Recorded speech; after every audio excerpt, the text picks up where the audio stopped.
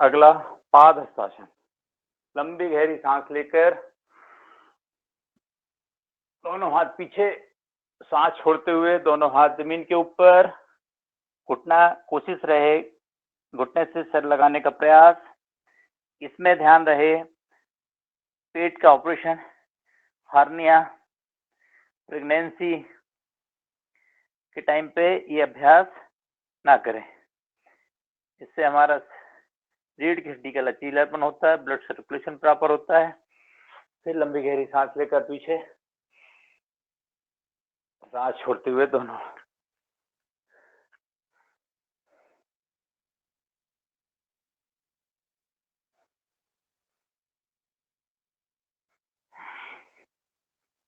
बहुत बढ़िया। दोनों हाथ कमर पर, अर्धश्वासन, ये कमर के लिए। इसमें भी अगर हार्निया की किसी को शिकायत है तो पीछे झुकने का अभ्यास ना करें। ये रीढ़ की हड्डी के लचीलेपन के लिए, पीठ दर्द के लिए, कमर दर्द के लिए बहुत लाभदायक है।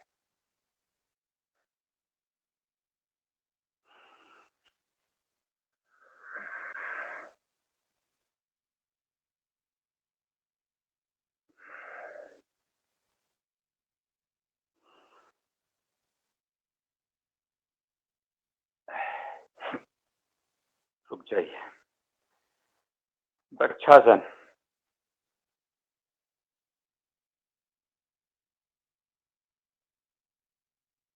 एकाग्रता के लिए और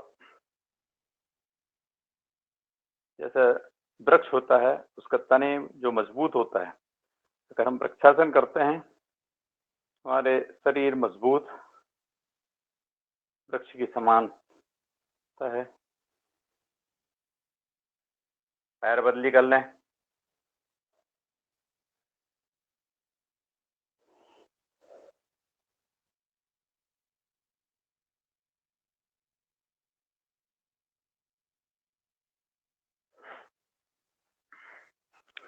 अगला अभ्यास ताड़ासन।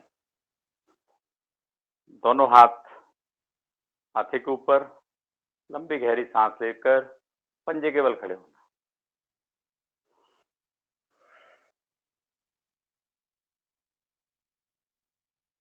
इससे आपका पूरा नर्वस सिस्टम ठीक रहता है। नसों में खिंचाव, नसों में तनाव, स्ट्रेंथ होना। और लंबी गहरी सांस लेकर छोड़ने से हमारा जो ब्लड सर्कुलेशन प्रॉपर होता है और ब्लड के साथ जो शुद्ध ऑक्सीजन, जब हम लंबी गहरी सांस लेते हैं तभी हमारे शरीर के अंदर शुद्ध ऑक्सीजन प्रवाह प्रवेश करती है।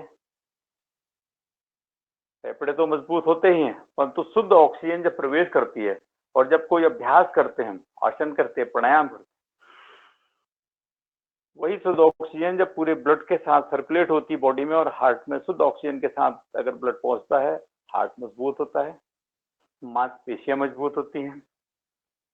ब्लड के अंदर जो सेल्स है उनका भोजन भी ऑक्सीजन ही है और जब ब्लड के सेल्स को शुद्ध ऑक्सीजन मिलता है वो तंदुरुस्त होते हैं, ऊर्जावान शरीर को बनाते हैं, शरीर में एनर्जी होती है। चलिए अगला अभ्यास सूर्य नमस्कार का।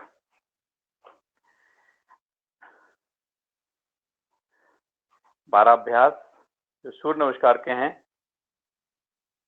पहली मुद्रा ओम सूर्याय नमः करके सभी अभ्यास हैं, गिनती के साथ करेंगे हम। दोनों हाथ पीछे,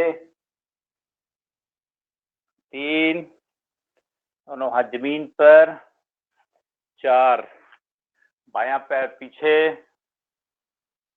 और दोनों हाथ जमीन पर ऊपर देखने का प्रयास, 5, प्रबदासन।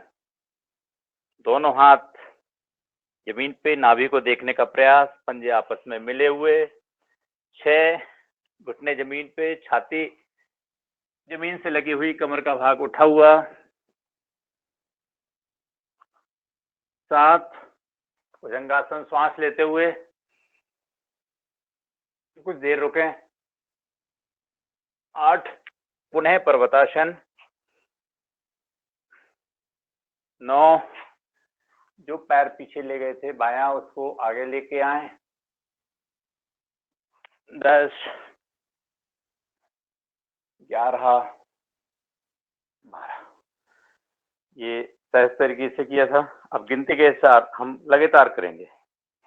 1 2 3 4 5 6 7 8 9 10 11 12 1 2 3 4 5 6 7 8 9 10 11 12 1 2 3 4 5 6 7 8 9 10 11 12 1 2 3 4 5 6 7 8 9 10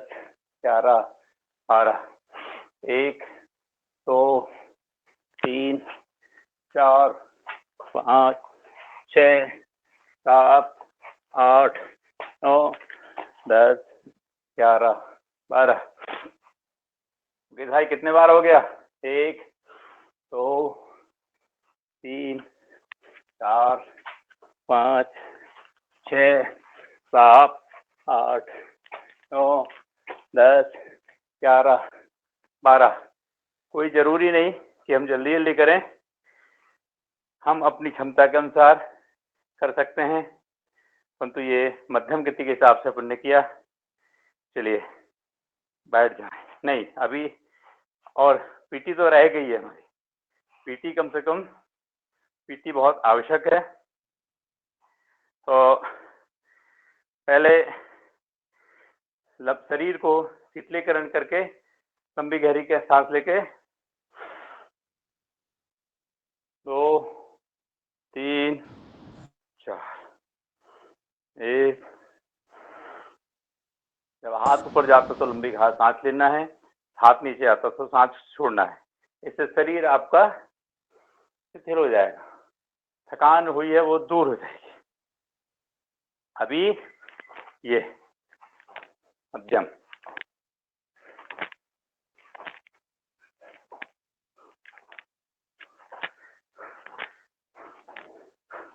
अब बगैर रुके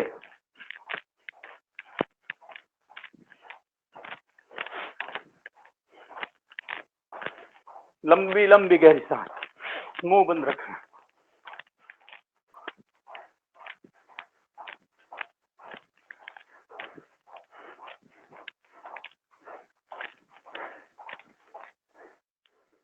दोनों हाथ सामने। ये तो शायद रंजना बहन जी बहुत अच्छा कर लेती होंगी, जो डांस होता है ना, इसको कहते हैं दोनों हाथ सामने, हाथ दाएं, पैर बाएं तरफ पंजे।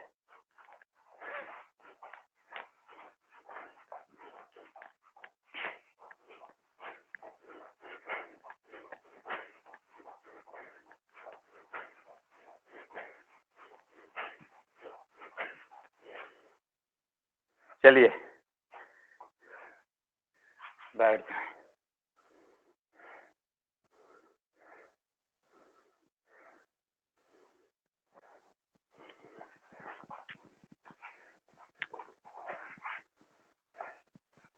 बहुत बढ़िया।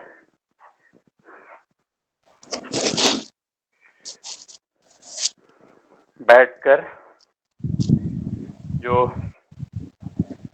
स्वामी जी ने कुछ बैठकर आसन कराए, अभी हमने खड़े होकर योगिक योगिक के अभ्यास किए, बैठकर लंबी गहरी सांस लेकर। इसको स्वामी जी ने हमें अगर बिठाला था तो दंडासन और क्रिया में बिठाला था, जो प्रोटोकॉल के तहत हमने 21 जून को किया था। लंबी गहरी सांस लेकर हम करेंगे। शरीर हमारा स्वस्थ हो जाता है। दंडासन के बाद भद्रासन की स्थिति। भद्रासन की स्थिति जैसे हम बटरफ्लाई करते हैं, दोनों हाथ का ग्रिप बनाकर पंजों को करें, कमर सीधी, लंबी गहरी सांस लेकर भद्रासन में, और लंबी गहरी सांस लेकर 3 से 5 बार छोड़ें, और इसी में बटरफ्लाई।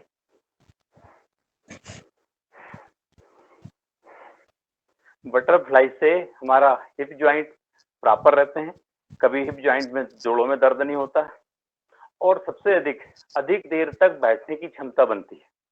अगर आप भद्रासन में बैठेंगे, लंबी गहरी सांस लेंगे और आप अगर बटरफ्लाई करेंगे, चाहे चेयर पे बैठे, नीचे बैठे, कहीं भी बैठे, आप ऑफिस में बैठने की जो क्षमता होती है वो हमारी अधिक देर तक बैठने की क्षमता बढ़ जाती है,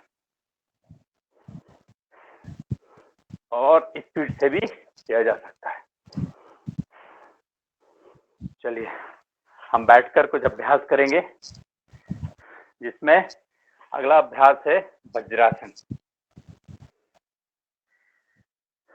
वज्रासन ऐसा कहा गया है कि भोजन के बाद, क्योंकि आहार, प्राणायाम के साथ आहार भी एक महत्वपूर्ण अंग है।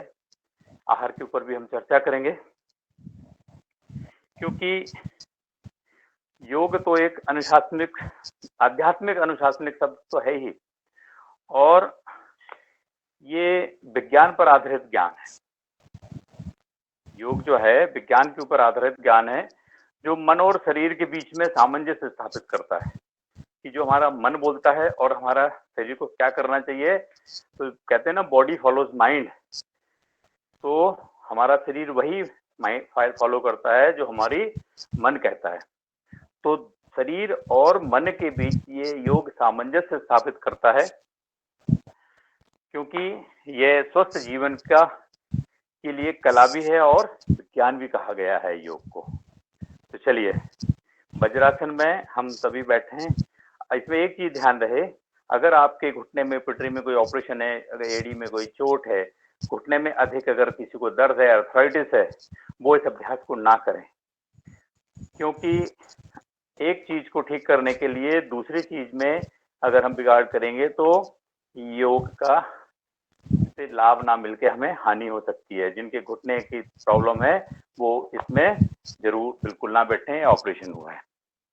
और ये भी ध्यान रहे, खाना खाने के बाद में ध्यान हमारा शांतचित्त हो, एकाग्रता हो, तीसरे नेत्र के ऊपर हो, और जिससे हम अपनी एकाग्रता को बनाए रखें, इसमें कोई दूसरा अभ्यास ना करें। और दूसरी चीज, टीवी भी ना देखें। कई बार क्या होता है, भोजन करते करते टीवी देखना है, या ऐसे बैठ के कोशिश रहे कि एकाग्रता बनी रहे, परंतु कहीं भी अगर आप बैठें तो कम से कम वज्रासन में बैठने की क्रिया को करें। चलिए वज्रासन में बैठकर हम अपने आप में शशकासन, लंबी गहरी सांस लेकर पीछे मुड़ने का अभ्यास किसको नहीं करना है? जिसको हार्निया की शिकायत है और कमर दर्द है, उसको आगे नहीं झुकना है। सांस छोड़ते हुए दोनों हाथ जमीन के ऊपर, माथा जमीन के ऊपर, और नाक माथा जमीन पे लगाकर धरती माता से प्रार्थना करना है, हे धरती माँ, जो शक्ति तुझमें है वो मुझे देने का प्रयास करें, और जो सहन करने की क्षमता है सबसे बड़ी, वो सहन करने की क्षमता दें। ऐसी प्रार्थना करते हुए इसमें आगे जब हम झुकते हैं तो ब्रेन में ब्लड का सर्कुलेशन होता है, मन शांत होता है, एकाग्रचित होता है। श्वास लेते हुए वापस फिर एक बार,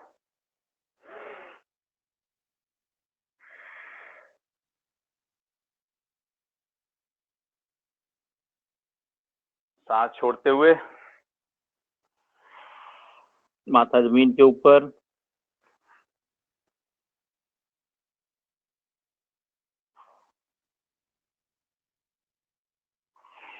ऐसी इसी प्रकार को से अपने समय में 3 बार 5 बार इसे किया जा सकता है।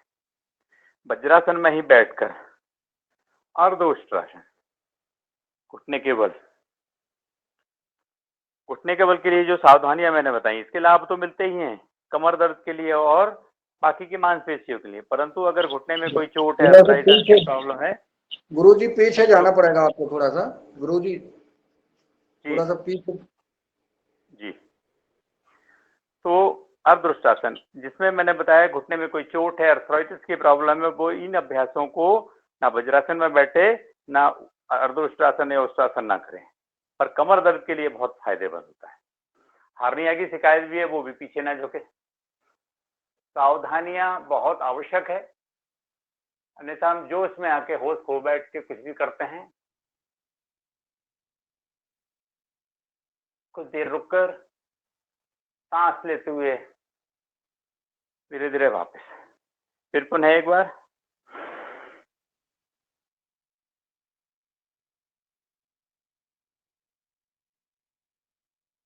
कुछ देर होल्ड करके अर्धउष्ट्रासन।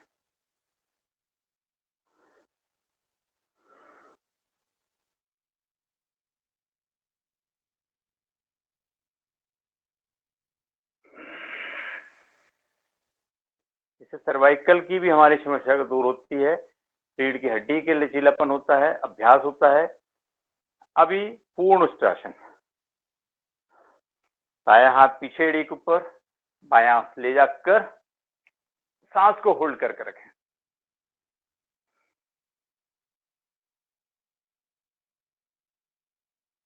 जितनी देर सांस रोक सकते हैं रोकें, फिर बायां हाथ पहले, फिर बायां। इसमें ध्यान रहे, हार्ट पेशेंट, बीपी वाले पेशेंट, अधिक बीपी है, वो इसको ना करें। पुनः एक बार सांस लेते हुए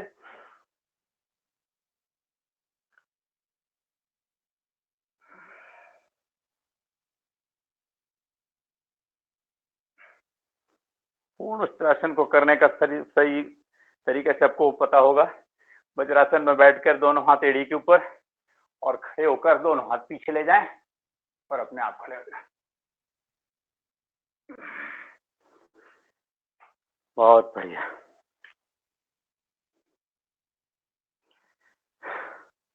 बैठ जाए पालती मार के। प्रोटोकॉल के तहत उत्तान मंडूकासन जो कराया था, उसका देखा, रीढ़ की हड्डी के लिए बहुत अच्छे लाभ है।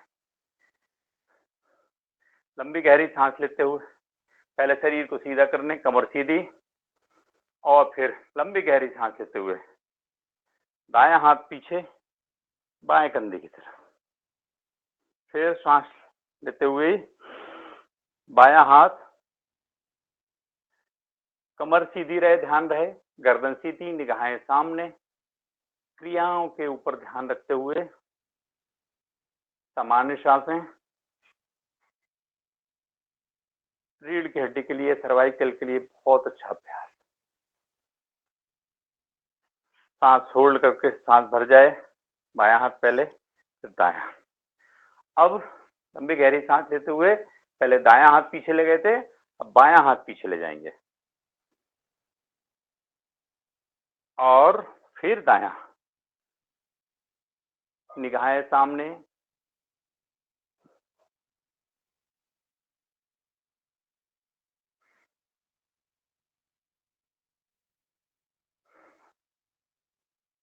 वापिस दायां हाथ पहले, फिर वापिस।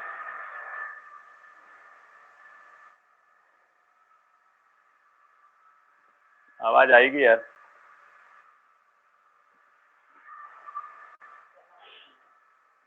चला लो। दोनों पैर सीधे। अब करेंगे हम वक्रासन। दोनों हाथ पैर खोल लें, जो उत्कृष्टासन की पोजीशन में बैठेंगे और दायां पैर फोल्ड करेंगे सहज तरीके से। बायां पैर को दाएं पैर के अंगूठे से लेके या तो पंजे के ऊपर या घुटने के ऊपर लेके आए और दाएं हाथ की हथेली को देखने का प्रयास करें। साइटिका के लिए, कमर के लिए बहुत अच्छा अभ्यास है।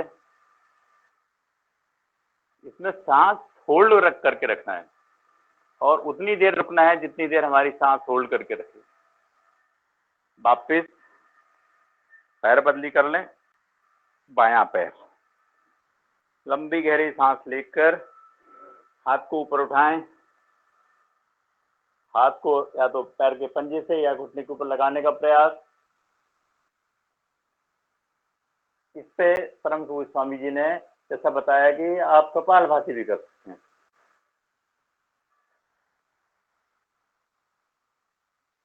इंटीग्रेटेड योगा के तहत परम पूज्य स्वामी जी ने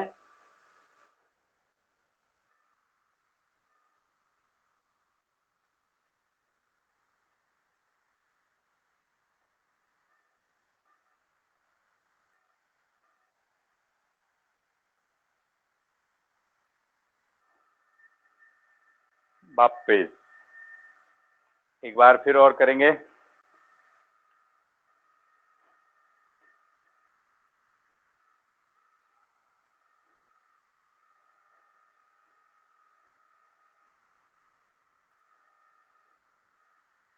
चलिए रुक जाइए। घुटने के लिए अभ्यास, जो घुटनों में दर्द अभी तक कहते हैं घुटने हैं और पंजे एडी के लिए ब्लड सर्कुलेशन प्रॉपर नहीं होना है, उसके लिए दोनों हाथ बाजू में और पहले अंगुलियों को मूवमेंट दें। मात्र अंगुलियों को मूवमेंट दें। कहने में बहुत सूक्ष्म व्यायाम कहलाते हैं, सहज क्रियाएं हैं, परंतु और ये बहुत ब्लड सर्कुलेशन बहुत अच्छी उत्तम है। अब लंबी गहरी सांस लेकर छोड़ते हुए दोनों पंजे आगे खींचेंगे, फिर ऊपर लेके जाएंगे सांस लेकर। 5 बार, 7 बार, 10 बार ये रोज करें। ये क्रियाएं रोज करना है। क्यों?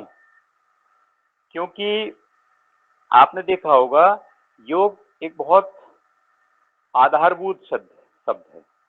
अभी क्लॉकवाइज आप करते जाएं, सुनते जाएं, क्योंकि योग व्यक्ति की जो शारीरिक क्षमता है उसके मन एवं जो भावनाएं हैं और ऊर्जा है उसमें बहुत, देखिए 3-4 चीजों का समावेश है। मन, भावनाएं, अब एंटी क्लॉकवाइज ऊर्जा के अनुरूप ही कार्य करता है, क्योंकि सब अलग अलग चीजें हैं।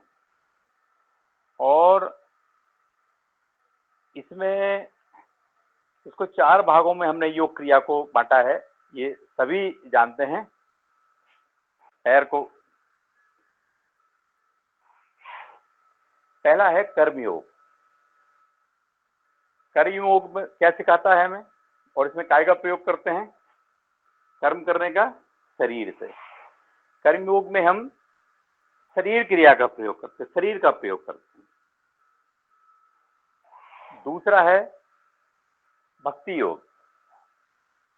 घुटने को ऊपर संचालन करना है, घुटने को मूवमेंट देना है, इसको ऊपर खींचेंगे जंघाओं का हिस्सा और ढीला छोड़ेंगे। तो पहला हो गया कर्म योग, इसमें हम शरीर का उपयोग करते हैं। दूसरा आ गया ज्ञान योग। ज्ञान योग में हम मन का प्रयोग करते हैं। और तीसरा जो आता है वो है भक्ति योग। भक्ति योग में हम भावना का प्रयोग करते हैं। और चौथा होता है वो होता है क्रिया योग। इसमें एनर्जी, ऊर्जा का प्रयोग करते हैं। तो सारों चीजों का इसमें समावेश है। अगर ऊर्जा का जो हम प्रयोग करते हैं, मतलब सांस लेने का, ऊर्जा लेने का, ऑक्सीजन लेने का, वो क्रिया योग हो गया। ऐसे चारों योग हैं, कर्म योग, ज्ञान योग, भक्ति योग और क्रिया योग। ये घुटने के लिए ऐसा दिखाने के लिए किया था। और इन चारों प्रणालियों का उपयोग जब हम करते हैं तो एक दूसरे से ये कोरिलेटेड है, चाहे हम कर्म योग करें, ज्ञान योग करें, भक्ति योग करें या क्रिया योग करें। तो इसलिए ये जो योग के जो आधारभूत तत्व हैं वो यही हैं। चलिए दोनों पैर खोल लें, लंबी लंबी गहरी सांस लेना, दाएं से बाएं को छूना, बाएं से दाएं को छूना। आज हमारे साथी लोग भी जुड़ने का मैंने निवेदन किया है, जो केदारनाथ की यात्रा में गए थे। पंडित कृष्ण मोहन शर्मा जी ने निवेदन किया था कि हम आपसे ही आज हनुमान चालीसा का पाठ, जो हम यात्रा शुरू करने के रोज प्रतिदिन बस में करते थे, उनसे निवेदन किया है। वो शायद जुड़ने वाले होंगे, जुड़ गए हों तो शायद अपनी उपस्थिति बता दें। बोले थे 6 बजे के बाद मैं जुड़ूंगा। चलिए, तो आज चक्की चलाना,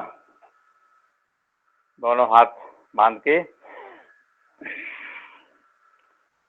हाथ नहीं मोड़ना, दोनों हाथ घुटने के नीचे से लेकर सहज तरीके से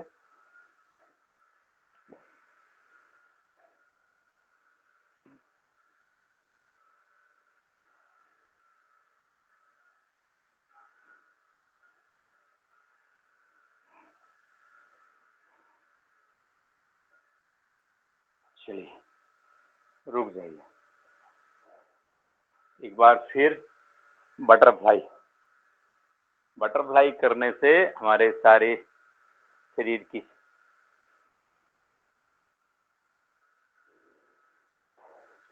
जैसे आपको बताया कि हमें योग में जो चारों चीज योग में आधारभूत तत्व जो बताए आपको, जिसमें कर्म योग, ज्ञान योग, भक्ति योग और क्रिया योग, आप देखेंगे जो वात पित्त कफ की जो प्रकृति है, वो वात पित्त कफ की प्रकृति भी शरीर के 3 अंगों से जुड़ी हुई है।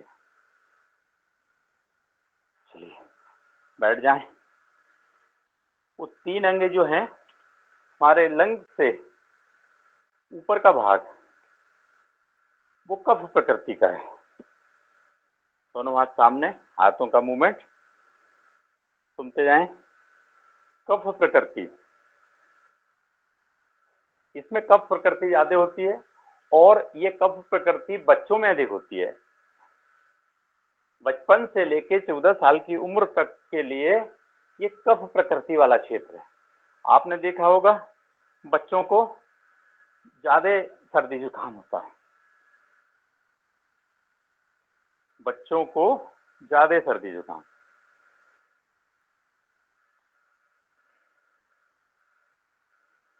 और लंग्स से नाभि तक का हिस्सा जो होता है वो होता है हमारा पित्त प्रकृति का। शरीर के लंग्स से लेके नाभि तक का वो पित्त प्रकृति क्षेत्र है।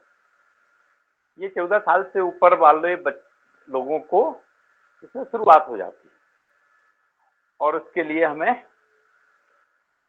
और नाभि से नीचे जो होता है वो वात प्रकृति होता है। तो कफ, पित्त और वात, पित्त और कफ प्रकृति जो होती है वो तीनों क्षेत्र हैं शरीर के। और जैसा बताया कि कफ प्रकृति बच्चों में अधिक होती है। बच्चों के लिए अगर हम कहते हैं कि तेल की मालिश बचपन में क्यों की जाती है, वो उसका रीजन ही है कि बच्चों में शीत की प्रकृति ज्यादा होती है, बच्चों को बचाव हो जाता है। ये जो सूक्ष्म क्रियाएं हाथों की कर रहे हैं, दोनों हाथ ऊपर। ये क्रियाएं अगर हम रोज करते हैं तो इसके जो लाभ होते हैं वो दिन भर रहते हैं। दिन में ऑफिस में बैठ के उबासी आना, अगर आपने योग प्राणायाम और ये क्रियाएं की तो उबासी तो आएगी नहीं। क्योंकि उबासी क्यों आती है पता है आपको? सभी जानते होंगे। उबासी कब आती है? जब हमारे शरीर में कहते हैं ना डलनेस आ जाती है, आलस आ रहा, ऊर्जा आ रहा, कम हो गई। उसका कारण है कि ब्लड में ऑक्सीजन कमी होना। शुद्ध भाषा में कहते हैं ना आलस आ रहा। आलस कब आता है? जब हमारे शरीर की ऊर्जा कम हो जाती है। ऊर्जा मतलब ऑक्सीजन। ऑक्सीजन अगर कम हो गई तो हमें उबासी भी आएगी, थकान भी होगी। परंतु जो सूक्ष्म क्रियाएं हैं, ये सुबह भी कर लें और शाम को ऑफिस से लौटते टाइम भी कर लें तो शायद हम इन क्रियाओं से करने से हमें ना उबासी आएगी ना आलस आएगा। कई बार दिन में हम 8 घंटे नौकरी करते हैं, 9 घंटे नौकरी करते हैं, स्ट्रेस चाहिए। तो जो सूक्ष्म क्रियाएं कुछ हैं, और सूक्ष्म क्रियाओं के साथ साथ हमने आपको बीच में टिप्स दिए थे, आगे की तरफ करते जाएं फिर पीछे। जो टिप्स दिए थे, एनर्जी पॉइंट, अंगुलियों के जो टो के पॉइंट होते हैं, ये अगर बैठ के 1-1 मिनट 2-2 मिनट अगर अपने ऑफिस के टाइम पे बीच में अगर आप ये करते जाएंगे ना तो आपको कभी उबासी नहीं आएगी। क्योंकि ये बॉडी के एनर्जी पॉइंट हैं। इससे पूरी बॉडी, क्योंकि इस पो में भी पूरी बॉडी को लोकेट किया गया है, माइक्रो जिसको बोलते हैं। पूरे हाथ में तो है ही, पर इस पो में भी है। तो अगर इस पो को भी कर लेंगे तो सारी उंगली को पो का करेंगे तो साइनस दूर हो जाएगा और आपको अलग अनुभूति होगी। तो जो ऑफिस में हम थकान महसूस करते हैं, कार्य क्षेत्र में थकान महसूस करते हैं, अपने समय में हम एक्चुअल में भूल जाते हैं। कैसे भूल जाते हैं कि हमने सिर्फ योग करना है, सुबह 5:30 बजे उठ के और इसके बाद करना है, पर उन क्रियाओं को ध्यान नहीं रखते हैं। इन क्रियाओं से फायदा क्या है? जब तक हम उन क्रियाओं के ऊपर ध्यान ना देकर और उन क्रियाओं को नहीं करेंगे, उन क्रियाओं के ऊपर ध्यान एकाग्र करेंगे, उनके लाभ अगर हम अर्जित करने की प्रयास करेंगे कि इससे लाभ क्या होता है, वही लाभ होता है। अदरवाइज काम करना है और करके और फिर चले गए और भूल गए अपने काम में, तो शायद वो हम उस चीज को भुना नहीं पाएंगे, उसका लाभ नहीं मिलेगा। क्योंकि कहते हैं ना बॉडी फॉलोज माइंड। अगर बॉडी हमारी जो फॉलो करती है कि हमारा शरीर वही करेगा, तो वो ध्यान रखता है कि हमने ये क्रिया की थी। अब आप बताएं, जैसे हम हास्यासन करते हैं ना, तो हमारे जो पिट्यूटरी गिनियल ग्लैंड्स होती है, उसके अंदर जब अगर हम भावना से जुड़ने का, दोनों हाथ की अंगुलियों को मूवमेंट दें, एकदम पहले अंगुलियों को पिट्यूटरी ग्लैंड्स में भावनात्मक रूप से, जब हम भावना से अगर करते हैं, मन से करते हैं, तो उसमें तुरंत पल्स ऑफ सेकंड में एक लिक्विड पैदा होता है और वो लिक्विड पूरे शरीर में फैलता है और वो ही हमारे शरीर को एक ऊर्जा प्रदान करता है। तो कहते हैं ना हास्यासन से हमारे शरीर में क्यों ये पैदा होती है? तो इसलिए हमें कोई भी चीज भावनात्मक रूप से, मन से ही करना चाहिए। क्योंकि इसलिए मैंने आपको अभी बताया ना, ये कर्म योग जिसमें शरीर का, ज्ञान योग जिसमें मन का, क्रिया योग जिसमें ऊर्जा का, और भक्ति योग में भावना। तो ये चारों चीज नहीं मिलेंगी। शरीर, मन, भावना और ऊर्जा का समावेश नहीं होगा तब तक हम लाभ नहीं ले सकते हैं।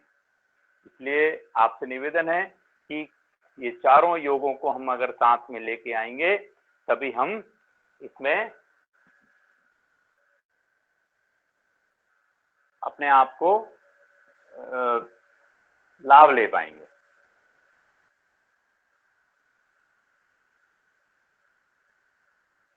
पंडित जी जुड़े क्या? अभी नहीं जुड़े शायद। चलिए अब हम लेट कर प्रयास करेंगे। इंतजार करना है पे जी, इंतजार करना है पंडित जी का। हाँ, पंडित जी से निवेदन किया था कि वो एक तो कोई अपने दो तीन लोगों विशेष से बोला था क्रिया में केदारनाथ के अनुभव सुनाएंगे, और उनसे निवेदन किया था कि आप ही हनुमान चालीसा का पाठ करेंगे तो चलो प्राणायाम करते करते जुड़ जाएंगे, जहाँ तक है ऐसा उनसे निवेदन किया था। नहीं तो अपन हनुमान चालीसा तो करेंगे। जैसा उनको बोला था कि हम लोग यात्रा शुरू करते थे तो हनुमान चालीसा का पाठ करते थे, तो हमने कहा आज हमारी यात्रा में आज शामिल हों। तो पंडित कृष्ण मोहन शर्मा जी हैं भोपाल से। चलिए लेट कर अभ्यास करेंगे हम। वज्रासन में लेट जाएं। मुकेश भैया कुछ मजा आ रहा कि नहीं? पसीना वसीना आपको तो थोड़ा सा लाइट लग रहा होगा। जी सर, मजा आ रहा, बढ़िया चल रहा है। जी जी, चलिए। मुकेश को चाहिए मकरासन में 120 की स्पीड, 120 जी 130। मुकेश जी को तो 120 या 130 की स्पीड चाहिए। अशोक जी को, मुकेश जी को, ये तो पहलवान है। जी जी, मैं वही बोल रहा था कि आज थोड़ा सा हटके लग रहा होगा शायद, तो नहीं, इसके बढ़िया बाद लग रहा जरूर है। और शायद हम। आपके एक्यूप्रेशर के बारे में थोड़ा बताते रहे। बहुत अच्छा जी जी है। जी जी ज्यादा ज्यादा जी, एक्सरसाइज से थोड़ा ये भी होना जरूरी है, स्लोली भी होना जरूरी है, और ज्ञान भी बहुत मिलता है इससे। चलिए। मकरासन में सीधे बैठ कर पहले दायां पैर सहज तरीके से, फिर बाएं।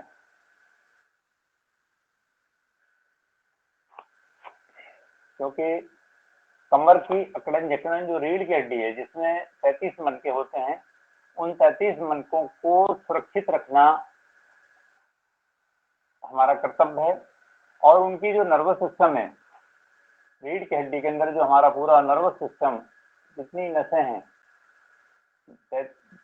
सात कितनी 72 लाख, बहुत 7,72,000, 7 करोड़ या कितनी जो भी नाड़ियां है ना, वो पूरी नर्वस सिस्टम हमारा इसी से गया हुआ है, रीढ़ की हड्डी से।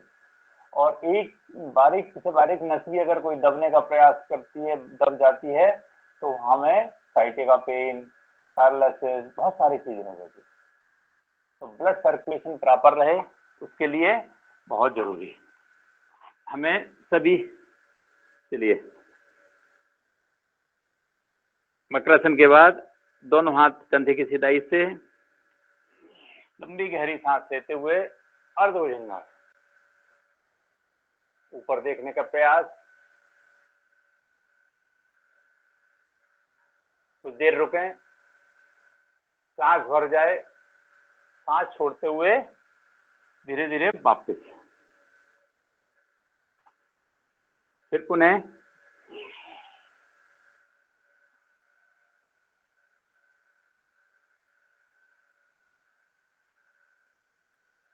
फिर वापस।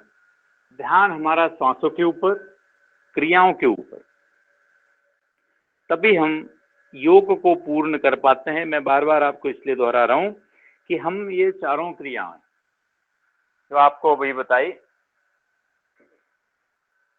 ये ध्यान भटक जाता है तभी लाभ नहीं मिलता है, क्यों गुरु जी? हाँ बिल्कुल। हम क्रियाओं को अगर करते समय ध्यान एकाग्रता के साथ क्रियाओं के ऊपर और श्वासों के ऊपर, जिसमें आपको अभी बताया। चलो अभी मुड़कर अपोजिट पैर की अंगुलियों, पैर की एड़ी को देखने का प्रयास करें, जिसमें आपको बताया कर्मयोग शरीर, ज्ञान योग में मन का, भक्ति योग में भावना का, और दूसरा जो है क्रिया योग में ऊर्जा का। तो मन, भावना, क्रिया और ऊर्जा का जब समावेश होगा तभी हम इसको लाभ ले पाएंगे।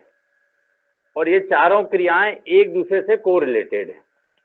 चलिए, दोनों हाथ जंघाओं के नीचे, सलभासन। लंबी गहरी सांस लेते हुए पहले दायां पैर 30 डिग्री 40 डिग्री तक उठाने का प्रयास, सांस को होल्ड करके रखें, कुछ देर रुकें,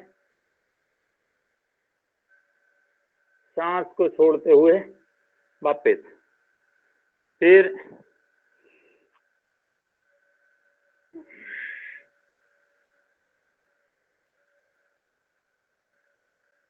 दूसरा पैर,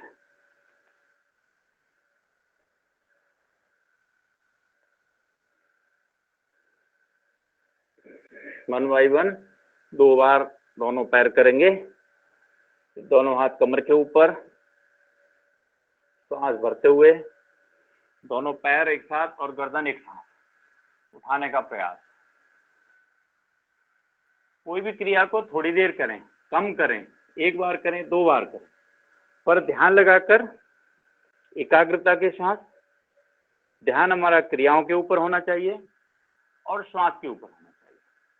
जब हम योग क्रिया करते हैं, योग प्राणायाम आसन जब हम करते हैं, तो ध्यान श्वासों के ऊपर और क्रियाओं के ऊपर, तभी हम इसका लाभ ले पाएंगे, अन्यथा नहीं ले पाएंगे। चलिए, पेट के बल पीठ के अभ्यास किए और अब हम पीठ के बल पेट के अभ्यास करेंगे। पेट के अभ्यास हम जब करेंगे तो पेट के लिए पहले कर लेंगे पवन मुक्तासन। दाएं पैर मोड़कर दोनों हाथ का ग्रिप बनाएंगे, लंबी गहरी सांस लेकर छोड़ेंगे और धीरे धीरे पैर को छाती से लगाने का प्रयास। गर्दन को उठा के नाक को घुटने से लगाएं, परंतु ध्यान रहे पेट का जिनका ऑपरेशन हुआ है वो ना करें। गर्दन सर्वाइकल में कोई प्रॉब्लम है वो ये ना करें।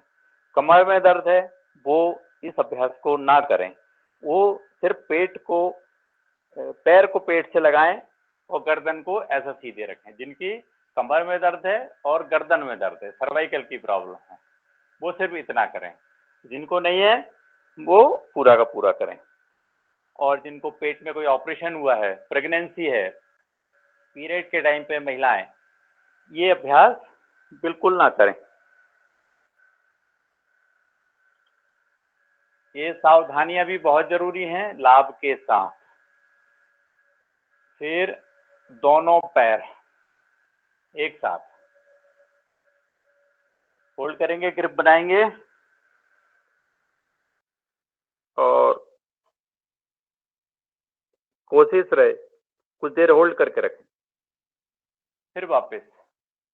और अपनी जगह पे रोल अप भी हो सकते हैं। अगर हार्ड जगह नहीं है तो पूरी रीढ़ की हड्डी की मालिश हो जाती है।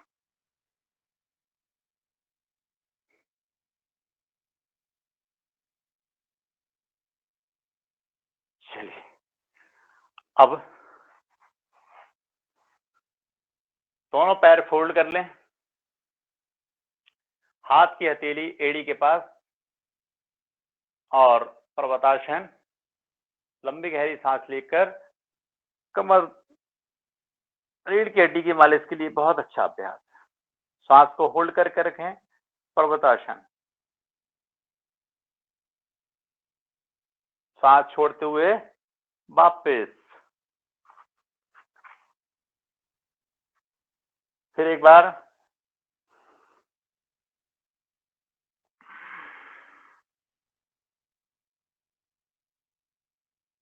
फिर आप वापस हो जाएं। और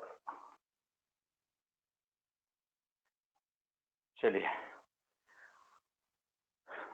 मोटापा कम करने के लिए पहले दायां पैर ऊपर, फिर बायां। ये अपने समय में 2 बार, 3 बार, 10 बार, 15 बार, 20 बार करने का प्रयास करेंगे।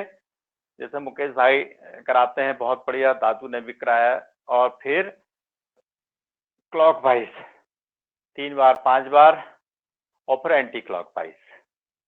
सभी परिचित हैं, फिर भी कराने का। फिर दायां पैर, बायां पैर, सॉरी। ये अपने समय में, क्योंकि समय बढ़ रहा है अभी और अपने को क्रियाएं करानी है, प्राणायाम होना है। अभी दोनों पैर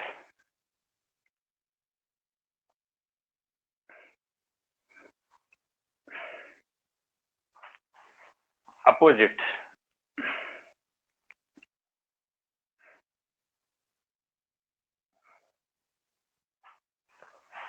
चलिए, इसके बाद साइकिलिंग भी रोज करने का प्रयास करें, थोड़ा थोड़ा, 2-4 बार। धीरे धीरे पैडल मारें, धीरे धीरे, लंबे लंबे पैडल, लंबी लंबी गहरी सांस लेते हुए। फिर थोड़ा स्पीड से भी जा सकते हैं। और अब रिवर्स। जहां मोड़ आ जाए वहां थोड़ा स्लो करवा दिए जी, मोड़ पे थोड़ा स्लो, मोड़ पे स्लो हाँ, करा थोड़ा दो। धीरे। हाँ, मोड़ पे फिर पहले धीरे कर लें, और नहीं तो एक्सीडेंट हो जाएगा, स्लिप हो जाएगी बिल्कुल। और फिर दोनों पैर से एक साथ। स्पीड से हम करा ही नहीं रहे गुरुजी, आदरणीय, हम स्पीड से करा ही नहीं रहे हैं, बहुत सहज तरीके से कराने का प्रयास कर रहे हैं। उस समय हम आपके ऊपर ओवर ब्रिज पे थे, इसलिए हमें ध्यान आ गया।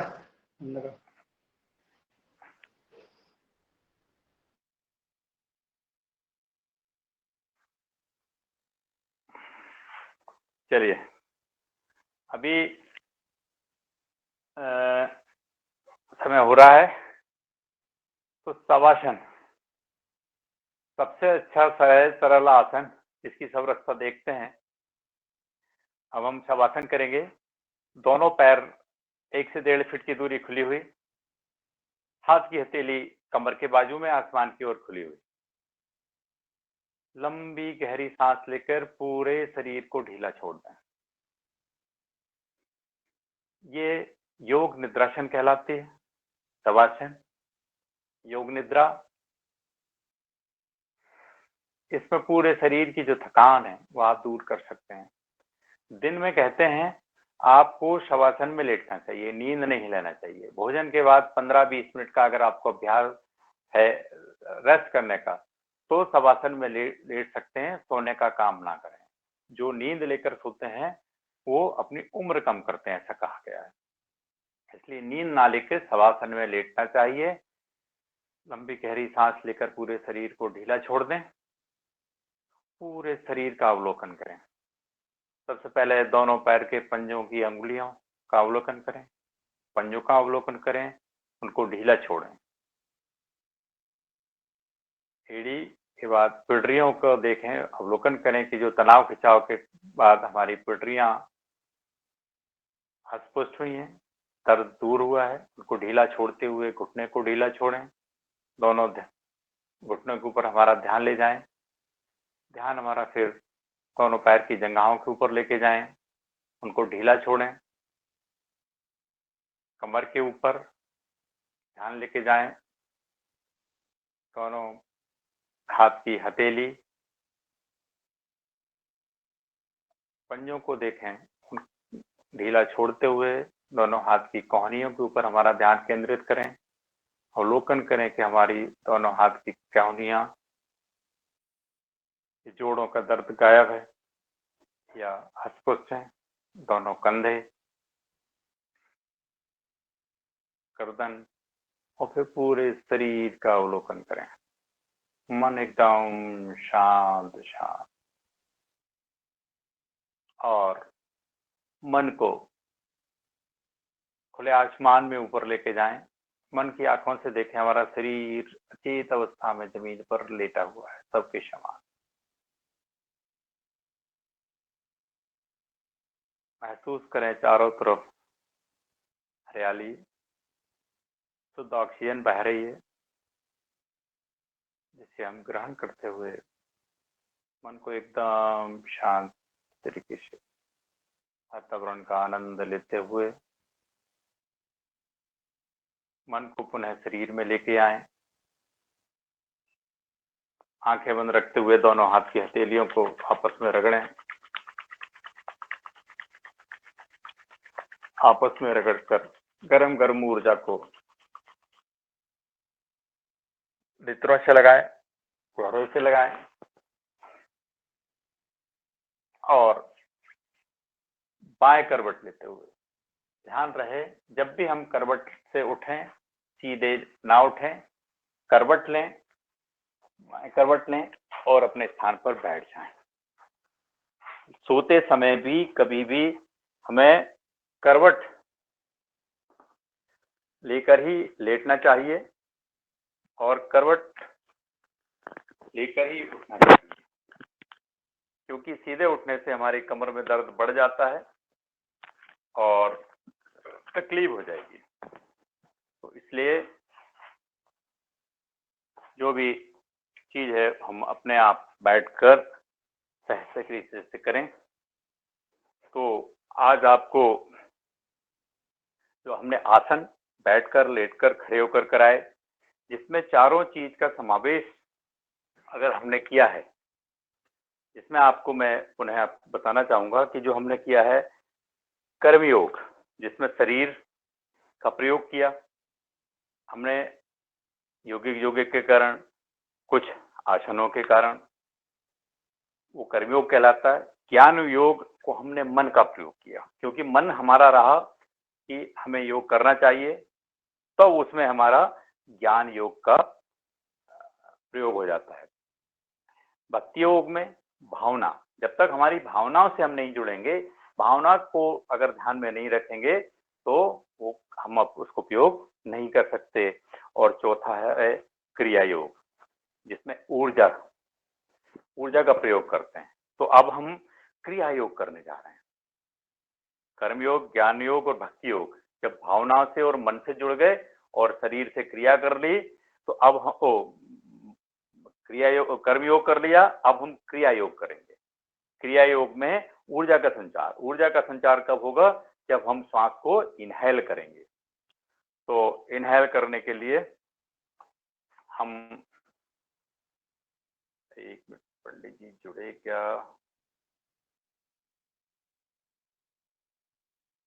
जुड़े नहीं जुड़े? कृष्ण कुमार, चलिए हम पंडित जी जुड़े हैं क्या? नहीं जुड़े, इतनी आवाज नहीं जुड़े हैं, नहीं आ रहे, नहीं जुड़े हैं। मैं रिंग करके देख लूं क्या सर एक बार? नहीं, अब हो गया बस, अब शुरू करें। जी जी जी जी, ठीक ठीक, कंटिन्यू रख रहा हूँ मैं। चलिए अब हम करेंगे, जैसा बताया मैंने आपको कि क्रिया योग में हम ऊर्जा का संचार ग्रहण करने के लिए हम सबसे पहले कमर सीधी ध्यान मुद्रा में बैठकर पहली उंगली और अंगूठे को अगर मिलाते हैं तो हमारा एकाग्रता में वृद्धि होती है। और अगर हम इसी को अंगूठे के एंड में अगर पहली उंगली को इंडेक्स फिंगर को दबाते और ऐसा करते हैं तो हमारे को वायु मुद्रा कहलाती है, जिससे जोड़ों के दर्द के लिए भी फायदा होता है। परंतु अगर एकाग्रचित्त करके करने के लिए अगर हमें ध्यान मुद्रा को लगाना चाहिए। ध्यान मुद्रा जिसको कहते हैं, पहली उंगली पहला अंगूठे को साथ में मिला के कमर सीधी करके भस्त्रिका प्राणायाम।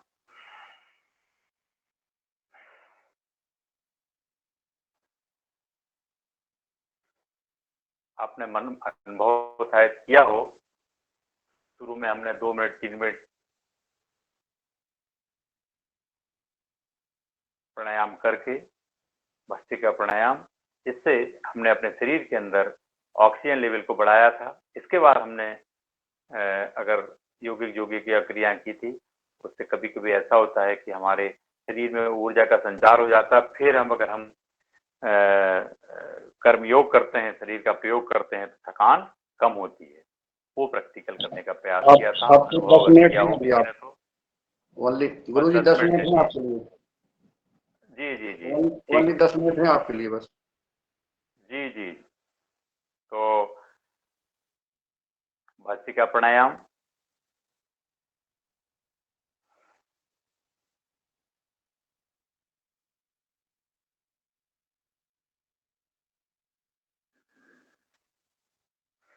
आपके लंग्स एक्टिवेट होते हैं।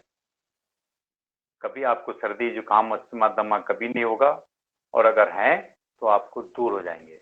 और लंग्स ही एक ऐसी चीज है जिससे हम अपने शरीर को ऊर्जावान रखते हैं। लंग्स अगर हमारे एक्टिवेट हैं, जिससे हम ऑक्सीजन ले सकते हैं, और यही ऑक्सीजन का लेवल अगर हमारा बराबर रहता है तो शरीर में ऊर्जा रहती है। तो पसीना क्यों आता है? ऊर्जा के कारण, ऑक्सीजन का लेवल बढ़ जाने से। और हमारे ब्लड के जो सेल्स हैं, उनका भोजन ही ऑक्सीजन है। जब उनको भोजन अगर हम प्रॉपर देंगे, वो एक्टिवेट रहते हैं, हष्ट पुष्ट रहते हैं, तो हमारा शरीर बलवान होता है, हष्ट पुष्ट होता है। और बीमारियां कोसों दूर रहती हैं। चलिए अगला प्राणायाम है कपालभाति प्राणायाम। पेट के ऊपर हल्का सा स्ट्रोक, मुंह रखें बंद, श्वास नाक से छोड़ने का प्रयास।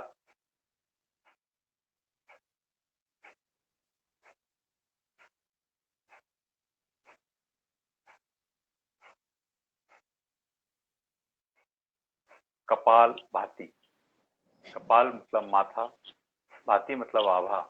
आभा की, माथे की आभा में जो चमक रहना है, कभी झुर्रियां नहीं पड़ना। जैसा इसका नाम है वैसा इसका गुण है। और पेट के सारे ऑर्गन्स एक्टिवेट होते हैं, स्टमक, लीवर, पेनक्रियाज, आंतें, गॉल ब्लैडर, सारे ऑर्गन्स जो हैं, सारे ऑर्गन्स एक्टिवेट होते हैं। हनुमान और चालीसा जब सारे ऑर्गन्स एक्टिव, हनुमान चालीसा का पाठ किया जी, हो जाए, अनुमति हो। बिल्कुल। हनुमान चालीसा का पाठ कौन, मुकेश भाई या जो भी हम कर देते हैं परिजन करना है। अगर वो नहीं अरे है। बहुत सुंदर था जी, बहुत सुंदर। शर्मा जी को एक बार आवाज और लगा लीजिए। शर्मा जी, पंडित कृष्ण मोहन शर्मा जी अगर जुड़ गए हों तो, नहीं जुड़े हैं शायद।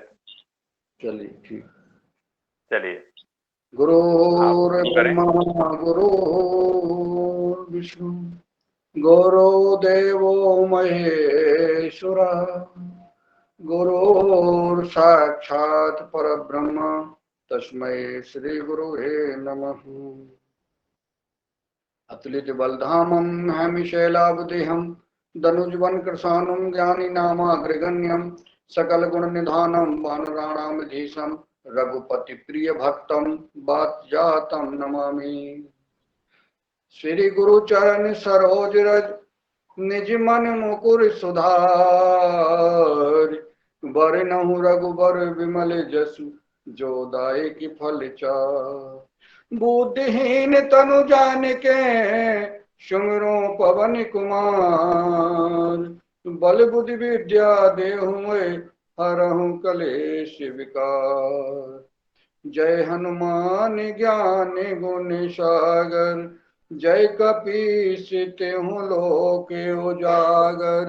राम दूत अतुलित बल धामा अंजनी पुत्र पवन सुत नामा।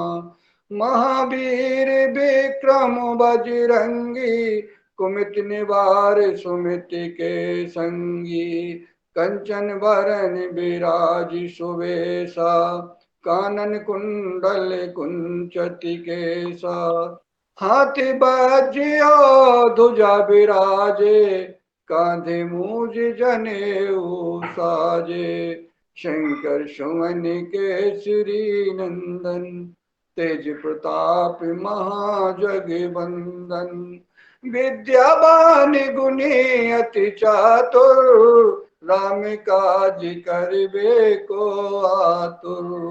प्रभु चरित्र सुनबे को रसिया राम लखन सीता मन बसिया। सूक्ष्म रूप धरि सियहि दिखावा विकट रूप धरि लंक जरावा। भीम रूप धरे असुर संहारे रामचंद्र जी के काज समारे। लाए सजीवन लखन जियाए श्री रघुवीर हरषि उर लाए। रघुपति कीनी बहुत बड़ाई तुम मम प्रिय भरत सम भाई। सहस बदन तुम रोजस गावे अस कै श्रीपति कंठ लगावे। शनकादिक ब्रह्मादि मुनीसा नारद सारद सहित अहिसा। जम कुबेर दिगपाल जहाते कवि कोविद कह सके कहाते। तुम उपकार सुग्रीव ही कीना राम मिलाए राजपद दीना। तुमरो मंत्र विभीषण माना, लंकेश्वर भय सब जग जाना। जुग सहस्त्र योजन पर भानु, लीलो ताहि मधुर फल जानु। प्रभु मुद्रिका मैल मुख माही, जलधि लांगे गए अचरज नाही। दुर्गम काज जगत के जेते, सुगम अनुग्रह तुम रे तेते। राम दुआरे तुम रखवारे, होत न आज्ञा बिनु पैसारे। सब सुख लहे तुम्हारी सरना, तुम रक्षक काहू को डरना। आपन तेज संभारो आपे, तीनों लोक हाँकते कांपे। भूत पिशाच निकट नहीं आवे, महावीर जब नाम सुनावे। नासे रोग हरे सब पीरा, जपत निरंतर हनुमत वीरा। संकट ते हनुमान छुड़ावे, मन क्रम वचन ध्यान जो लावे। सब पर राम तपस्वी राजा, तिनके काज सकल तुम साजा। और मनोरथ जो कोई लावे, सोई अमित जीवन फल पावे। चारों जुग परताप तुम्हारा, है प्रसिद्ध जगत उजियारा। साधु संत के तुम रखवारे, असुर निकंदन राम दुलारे। अष्ट सिद्धि नभु निधि के दाता, अश्वर दीन जानकी माता। राम रसायन तुमरे पासा, सदा रहो रघुपति के दासा। तुमरे भजन राम को भावे, जन्म जन्म के दुख बिसरावे। अंत काल रघुवर पुर जाई, जहाँ जन्म हरि भक्ति कहाई। और देवता चित्त न धरई, हनुमत से ये सर्व सुख करई। संकट कटे मिटे सब पीरा, जो सुमरे हनुमत बलवीरा। जय जय जय हनुमान गोसाई, कृपा करहु गुरुदेव की नाई। जो शत बार पाठ कर गोई, छूटहि बंद महासुख होई। यह पढ़ हनुमान चालीसा, होय सिद्धि साखी गौरीसा। तुलसीदास सदा हरिचेरा, कीजे नाथ हृदय मम डेरा। पवन तनय संकट हरन, मंगल मूर्ति रूप। राम लखन सीता सहित, हृदय बसहि सिरभूप। या रामचंद्र जी की जय। पवन सुत पवन सुत बहुत सुंदर। बहुत सुंदर।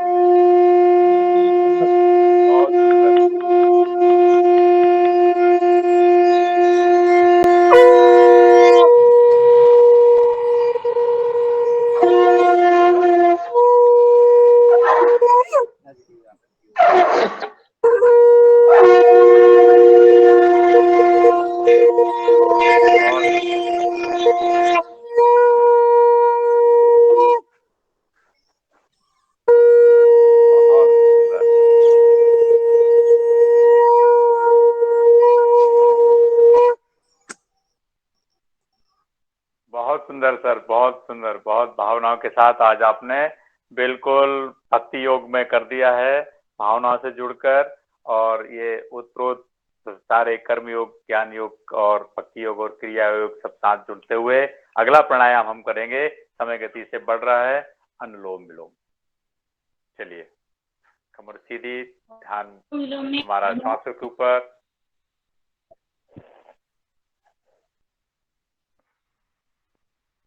बहन जी कुछ बोल रही थी, आप अनम्यूट हुई। पंडित जी आपकी आवाज कट रही है, आप जगह चेंज कर लें। रंजना जी, आपकी आवाज कट रही है। भोपाल से अर्चना जुड़ी हुई हैं। अर्चना, आवाज आ रही है आपको?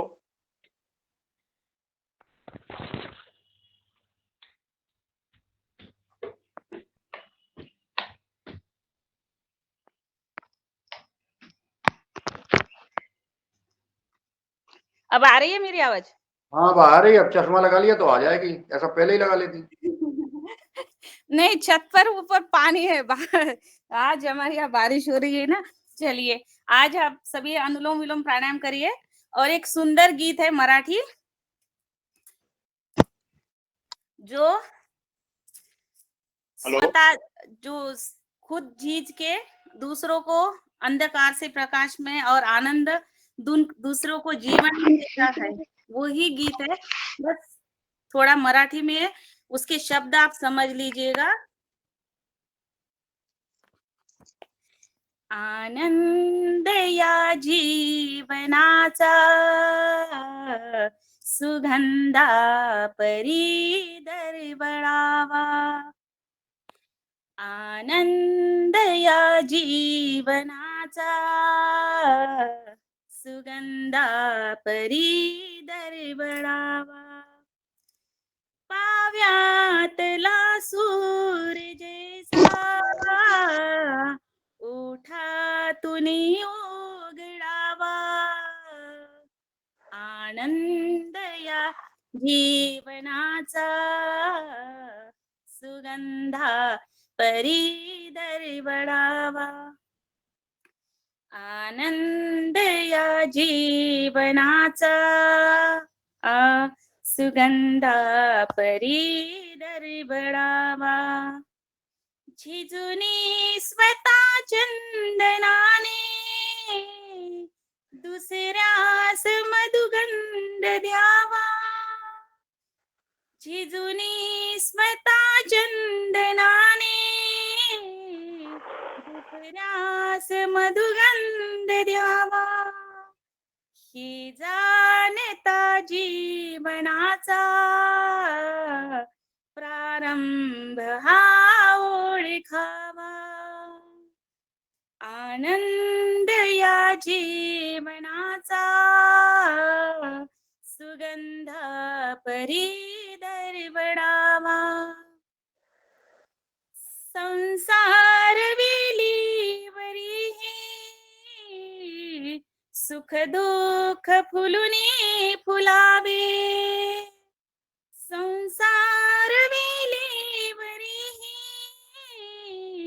सुख दुःख फुलुनी फुलावे, संदेश हा जीवनाचा दुःखी मणी हर्ष व्हावा, संदेश हा जीवनाचा दुःखी मणी हर्ष व्हावा, आनंद या जीवनाचा सुगंध परी दरवळावा, जीवनी जगता हसूनी सुख दुःख प्रतिसाद द्यावा, जीवनी जगता हसूनी सुख दुःख प्रतिसाद द्यावा, हसता हसता परंतु गतकाळ ही आठवावा, हसता हसता परंतु गतकाळ ही आठवावा, आनंद या जीवनाचा सुगंधा परी दरवळावा, आनंद या जीवनाचा सुगंधा परी दरवळावा, पाव्यातला सूर्य जैसा उठातुनी उघडावा, आनंद या जीवनाचा सुगंधा परी दरवळावा, आनंद या जीवनाचा कंधा परी दर बड़ा जी हो। बहुत बढ़िया। बहुत सुंदर। और 7 बज गए हैं अभी और 2 मिनट नहीं, अभी अतिक्रमण हमारे ऊपर हो गया था भजन से। अभी अनुलोम विलोम के बारे में 2 मिनट में आपसे लूंगा कि अनुलोम विलोम की जो क्या हम कर रहे हैं, ये कि एक क्रिया योग का एक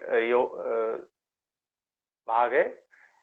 जब हम इनहेल करते हैं श्वास को बाएं स्वर से, चंद्र नाड़ी है, ठंडी वायु प्रवेश होती है और दाएं स्वर से सूर्य नाड़ी से गर्म वायु प्रवेश होती है। जब हम श्वास को इनहेल करते हैं तो जितनी सांस हम इनहेल करते हैं उतनी ही कार्बन डाइऑक्साइड हमारे शरीर से बाहर निकलती है। ये लोग कहते हैं ना कि हमारे अनुलोम विलोम प्राणायाम से या प्राणायाम करने से बीमारी कैसे दूर होती है, उसके बारे में थोड़ा सा बताना चाहूंगा कि जब हम ठंडी और गर्म वायु को इनहेल करते हैं और जब वो जितनी शुद्ध ऑक्सीजन हमारे शरीर में इनहेल होती है उतनी ही कार्बन डाइऑक्साइड बाहर होती है। और उस कार्बन डाइऑक्साइड के माध्यम से ही या मलमूत्र के माध्यम से या पसीने के माध्यम से ही जो डेड सेल्स पड़े हुए हैं, हमारे विजातीय तत्व पड़े हुए हैं, वो ही बाहर निकलते हैं। तो श्वास जब तक हम इनहेल नहीं करेंगे तब तक हम श्वास बाहर उतनी नहीं छोड़ पाएंगे, क्योंकि बात करते, सुनते, सोते, उठते, बैठते सिर्फ उतनी श्वास अंदर जाती है जितनी जिंदा रहने के लिए आवश्यक है। इसलिए लंबी गहरी सांस लेकर छोड़ेंगे तो हमारे अंदर के बैक्टीरिया भी बाहर आएंगे और शुद्ध ऑक्सीजन अंदर जाएगी, क्योंकि ब्लड के साथ सर्कुलेट होती है और ब्लड के सेल्स जितने हैं सब एक्टिवेट होंगे और सारी बीमारी हमारी दूर होंगी। ये उसका मुख्य कारण है कि सारी बीमारियों के लिए हम अनुलोम विलोम प्राणायाम करेंगे, हमारी बीमारी दूर होगी। तभी हमारे ये चारों योग, जिसमें कर्म योग, ज्ञान योग, भक्ति योग और क्रिया योग पूरे होते हैं। तो इसलिए हमें अनुलोम विलोम प्राणायाम बहुत जरूरी है। जब बंद करते हैं तो बाएं स्वर से ही श्वास को छोड़ते हुए ही अनुलोम विलोम को बंद करना है। चलिए भ्रामरी उद्गीत प्राणायाम करके अब आगे का समापन करेंगे। पहली उंगली माथे पर, शेष 3 अगली आंखों के ऊपर और कान का उभरा हुआ अंगूठे से करके 2-2 बार अभ्यास करेंगे। भौरे के समान गुंजन।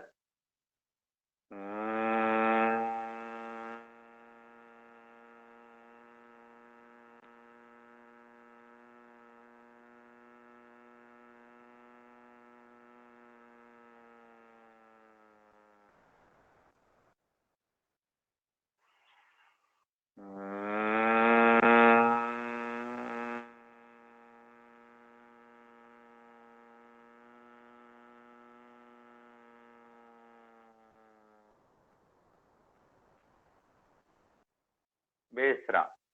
आंखें बंद रखते हुए ध्यान मुद्रा में दोनों हाथ घुटने के ऊपर भौर के समान गुंजन करेंगे, ओम के उद्गीत के समान। भ्रामरी के बाद में उद्गीत प्राणायाम ओम के उच्चारण के साथ।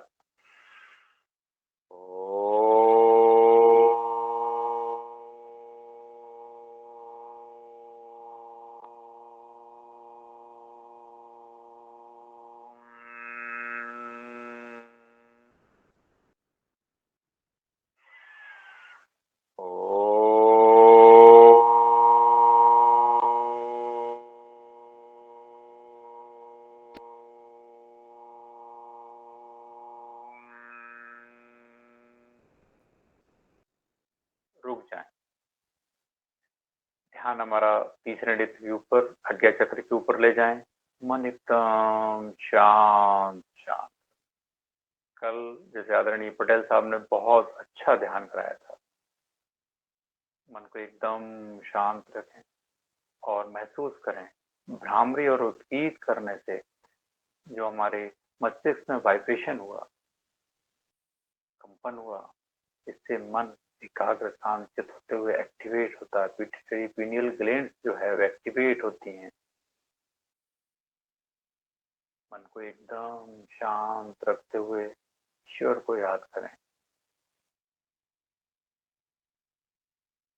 वैसे ध्यान केंद्रित आज्ञा चक्र के ऊपर, हृदय स्थल में या नाभि चक्र के ऊपर, इसमें ब्रह्मा, विष्णु और महेश का समावेश है।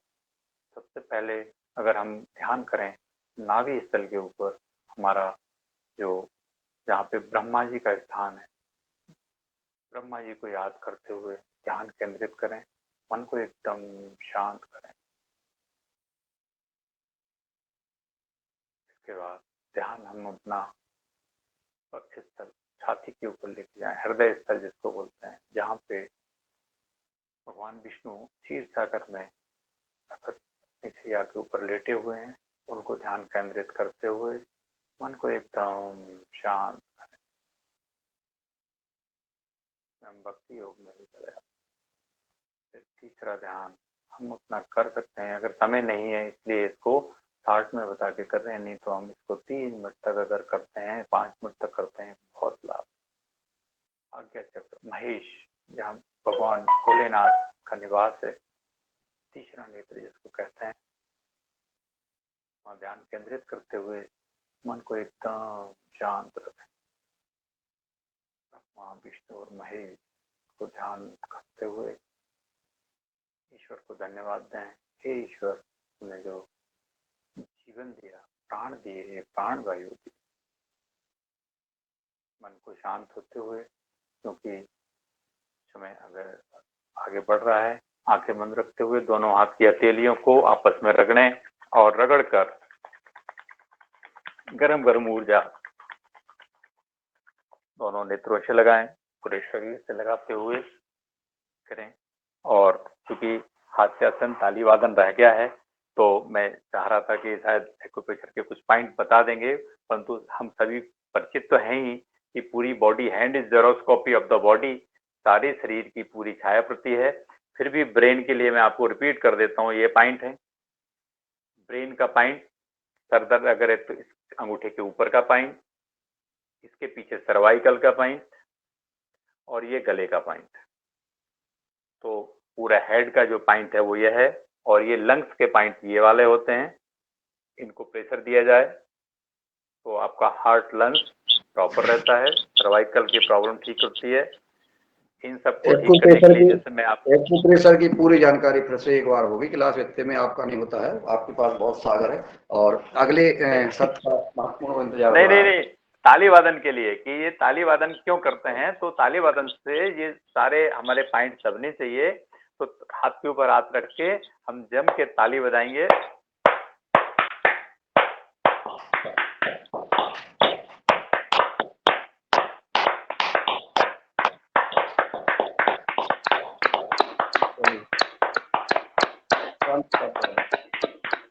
चलिए, आसन भी करना है कि नहीं सर? सर 5 मिनट ज्यादा हुए, कुछ आज ज्यादा कार्यक्रम ज्यादा हैं आज। चलिए हास्यासन।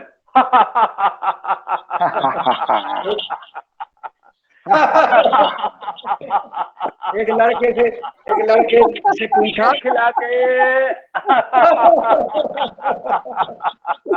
महाराज जी रेडिए।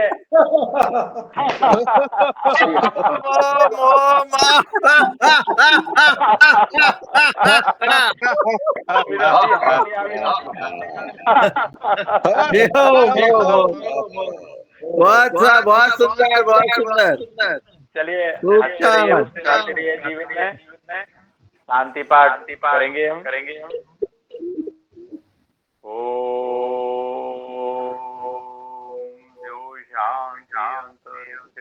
शांति पृथ्वी शांतिरापः शांतिरोषधयः शांतिर्वनस्पतयः शांतिर्विश्वदेवः शांति ब्रह्म सर्वं शांति शांतिरेव शांति श्यामा शांतिरेव।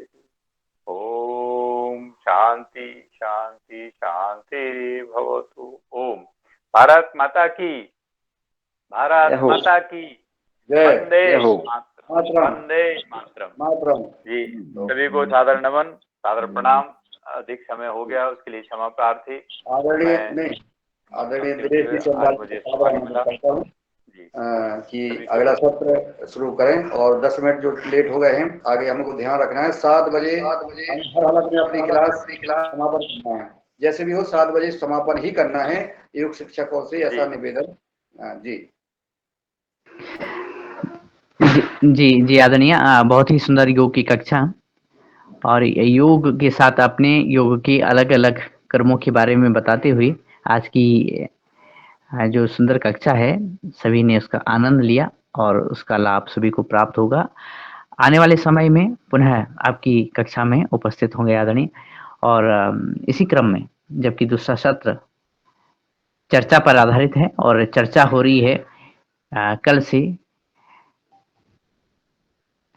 काव्य संग्रह